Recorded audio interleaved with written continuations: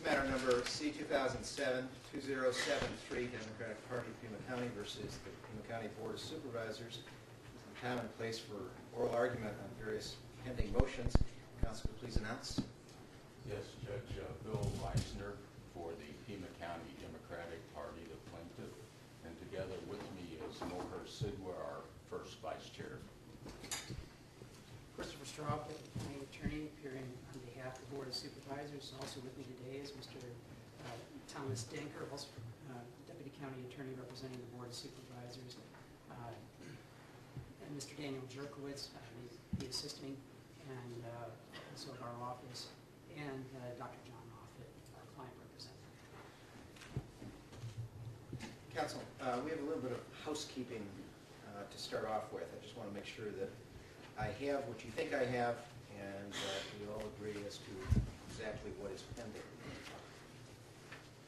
First, insofar as the pending motions, I believe we still have pending the plaintiff's motion to amend findings of fact and conclusions of law, or in the alternative, a motion for a new trial. Plaintiff also has a motion for disclosure of all election files, and then finally, pending, although it won't be discussed today, is plaintiff's motion for attorney's fees. That's set for oral argument on May the 6th of 2008. Mr. Reisner, do you agree that those are the two pending motions that the plaintiff has brought? Yes, Judge. Mr. Straub, are there any motions that the defendant has brought? No, Your Honor, other than responses.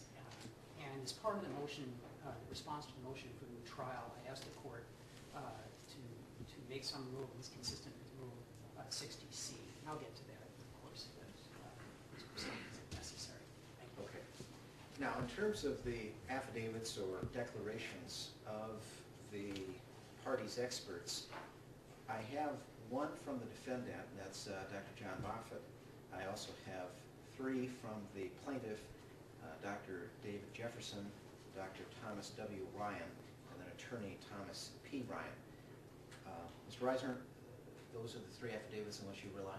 Yes, Judge. And Mr. Straub, you have just the one declaration? That is correct. And then I have depositions pertaining to those declarations for Thomas W. Ryan, Thomas P. Ryan, John Moffitt, and Joseph Kingfield with the Secretary of State's office.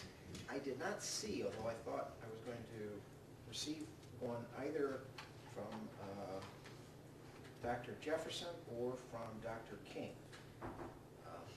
Were either of those depositions taken, Mr. Reisner? No, Judge. Dr. King, they did not provide a declaration or affidavit from him, and so they were not submitting anything from Dr. King. David Jefferson's, the county chose not to schedule a deposition. I did schedule one, telephonic deposition, but it turned out that because of his schedule, he was out of town and was caught where the American Airlines canceled a whole bunch of flights. It was going to be extremely difficult, and I told him that really, since they weren't challenging his deposition, we would just cancel it. So his was not taken.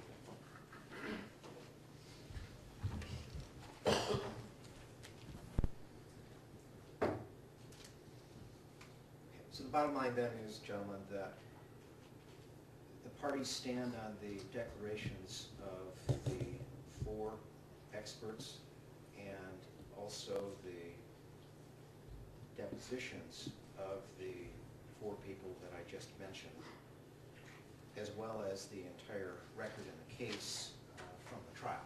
Is that essentially it? That's correct. That is correct. Okay.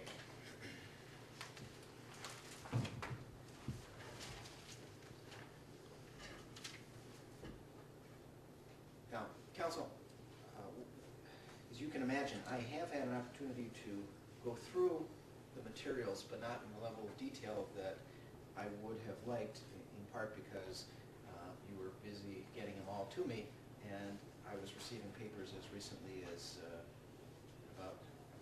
minutes ago. So I'm obviously not going to be able to make a decision today. I want to go over those papers in some detail. I want to stress what I mentioned in my last order, that I am particularly concerned about what you believe the experts say as to the risk of disclosure as they have measured it since my order in December of 2007. I will, of course, take into account everything when I decide the motion to amend the findings of fact and the request in